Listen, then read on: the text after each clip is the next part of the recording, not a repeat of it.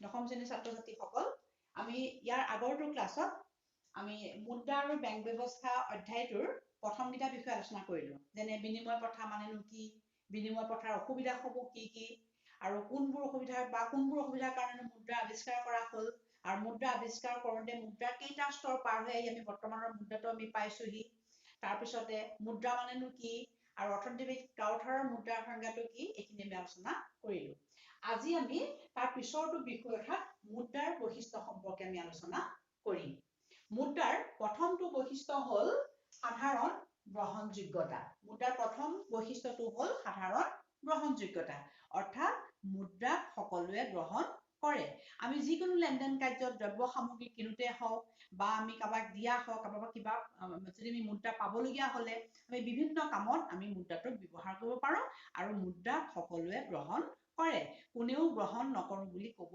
নোৱাৰে দুই নম্বৰটো হ'ল মুদ্ৰাৰ চিনাক্তকৰণটো অতি সহজ অৰ্থাৎ মুদ্ৰাটো আমি দেখিলে আমি কৈ দিব পাৰো যে এইটো মুদ্ৰা অন্য দ্ৰব্য সামগ্ৰীৰ ক্ষেত্ৰত সেইটো অসুবিধা কাৰণ দ্ৰব্য সামগ্ৰী বেলেগ বেলেগ হ'ব পাৰে কিন্তু মুদ্ৰাটো যিহেতু একেই গতিকে আমি সকলোৰে কাৰণে একে সেইকাৰণে আমি মুদ্ৰাটো পটককে দেখিলে আমি তাক চিনাক্ত কৰিব পাৰো ৩ নম্বৰটো হ'ল মুদ্ৰা সহজে নষ্ট নহয় যিটো অসুবিধা দ্ৰব্য বিনিময় প্ৰথাত আছিলে যে দ্ৰব্যবোৰ কিছুমান দ্ৰব্য সোনকালে নষ্ট হৈ যায় কিন্তু মুদ্ৰাৰ বৈশিষ্ট্য হ'ল যে ই সহজে নষ্ট নহয় গতিকে এইটো হ'ল মুদ্ৰাৰ আন এটা বৈশিষ্ট্য তাৰপিছতে হ'ল সমজাতীয় অৰ্থাৎ মুদ্ৰাবোৰ সমজাতীয় অৰ্থাৎ মুদ্ৰাবোৰ একেই মানে উদাহৰণস্বৰূপে ধৰি লোৱা 100 টকীয়া নোট এটা কোনোবা এটা ধৰি লোৱা একদম ডাক টিকটৰ নিচিনা সৰু ডাক টিকট যিটো আমি আমাৰ পোষ্ট অফিচত থাকে ডাক টিকটৰ নিচিনা একেবাৰে সৰু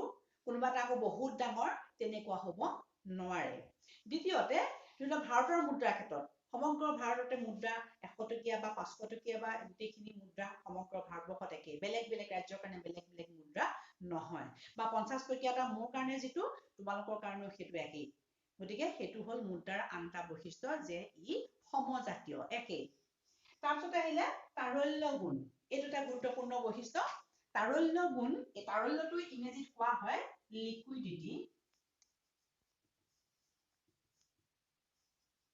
অৰ্থাৎ আমি মুদ্ৰাটোক যিকোনো সামগ্ৰীলৈ আমি ৰূপান্তৰ কৰিব পাৰো যেনেকৈ পানীৰ সেই তৰল গুণটো আছে পানী তৰল পদাৰ্থ পানীৰ সেই তাৰল্য গুণটো আছে অৰ্থাৎ পানী আমি যিকোনো পাত্ৰত থব পাৰো আৰু যিটো পাত্ৰত থওঁ সেইটো পাত্ৰতে পানীয়ে সেইটো পাত্ৰৰ আকাৰে পানীয়ে লয় ঠিক সেই ধৰণেৰে মুদ্ৰাৰ সেই তৰল গুণটো আছে আমি মুদ্ৰা যিকোনো দ্ৰব্য সামগ্ৰীলৈ আমি ৰূপান্তৰ কৰিব পাৰো তাৰপিছত আহিলে হস্তান্তৰ যোগ্যতা অৰ্থাৎ এখন হাতৰ পৰা আন এখন হাতলৈ যোৱা আমি মুদ্ৰাটো এজনে আনজনক দিব পাৰো গতিকে মুদ্ৰাৰ এইটো আন এটা গুৰুত্বপূৰ্ণ বৈশিষ্ট্য অৱশ্যে বৰ্তমান বেংক ব্যৱস্থাত বা বৰ্তমান অৰ্থ ব্যৱস্থাত আমি হাতে হাতে নিদিয়াকৈও আমি যিকোনো ধৰণৰ লেনদেন কাৰ্য সম্পন্ন কৰিব পাৰো আমি বেংকলৈ নোযোৱাকৈ বা আমি বজাৰলৈ নোযোৱাকৈ আমি যিকোনো ধৰণৰ লেনদেন কাৰ্য আমি কৰিব পাৰো তো আমি যেনেকৈ ধৰি লোৱা এতিয়া ই-কমাৰ্চ আমি বাহিৰৰ পৰা বস্তু আনো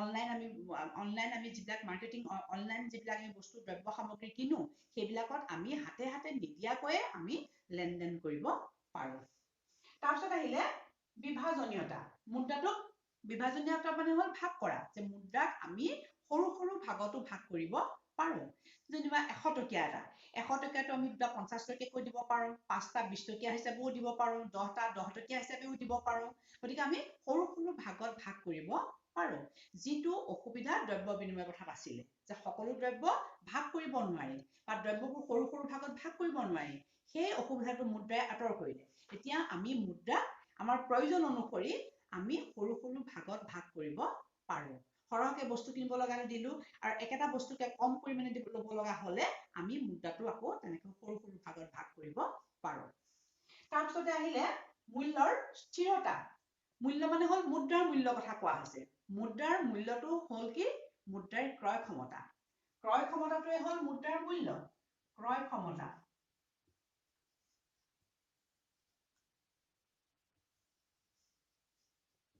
ক্ৰয় ক্ষমতা অৰ্থাৎ পাৰ্চেজিং পাৱাৰ মুদ্ৰাৰ সেই ক্ৰয় ক্ষমতা আছে আৰু সেইটো কাৰণে মুদ্ৰাৰ মূল্য আছে ক্ৰয় ক্ষমতাটোৱে হ'ল মুদ্ৰাৰ মূল্য এই ক্ৰয় ক্ষমতাটো মুদ্ৰাৰ যিটো মূল্য ক্ৰয় ক্ষমতা থকাৰ কাৰণে মুদ্ৰাৰ মূল্য আছে, মুদ্ৰাৰ মূল্যটো কিন্তু স্থিৰ, মানে সি সহজে পৰিৱৰ্তন নহয়।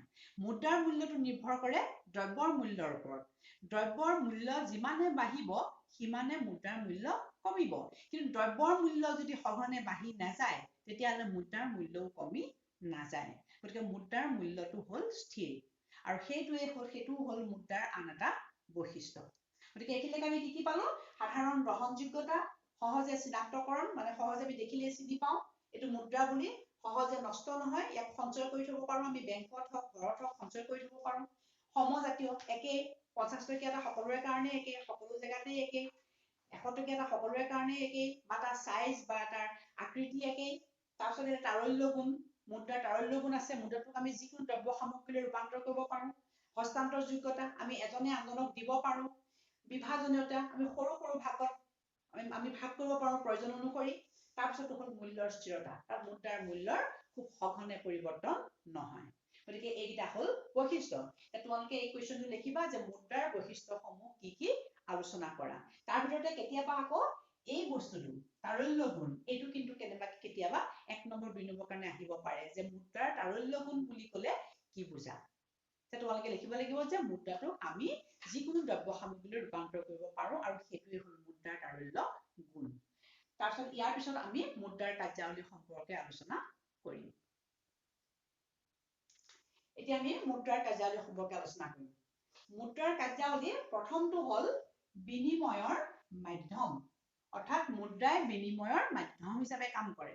আমি যিকোনো দ্ৰব্য সামগ্ৰী আমি কিনোতে বা ক্ৰয় কৰোতে আমি মুদ্ৰাটোক দিব পাৰো, অৰ্থাৎ মুদ্ৰাৰ বিনিময়ত আমি যিকোনো দ্ৰব্য সামগ্ৰী ক্ৰয় কৰিব পাৰো। 2 নম্বৰটো হ'ল মূল্যৰ মাপকাঠি, অৰ্থাৎ মুদ্ৰাই দ্ৰব্য সামগ্ৰীৰ মূল্যটো নিৰ্ণয় কৰে। দ্ৰব্য 2 ধৰণৰ আছে, যেনে মুক্ত দ্ৰব্য আৰু আৰ্থিক দ্ৰব্য। মুক্ত দ্ৰব্য কোনবোৰ? যেনে ধৰি লোৱা বায়ু, মানে ৰ'দ, বতাহ, বৰষুণ, এইবিলাক মুক্ত দ্ৰব্য। এইবিলাকৰ বিনিময়ত আমি একো মূল্য দিব নালাগে। কিন্তু কিছুমান দ্ৰব্য আছে আৰ্থিক দ্ৰব্য, যিবোৰৰ বিনিময়ত আমি মূল্য দিব লাগে, আৰু সেই মূল্যটো নিৰ্ধাৰণ কৰে কোনে? মুদ্ৰাই।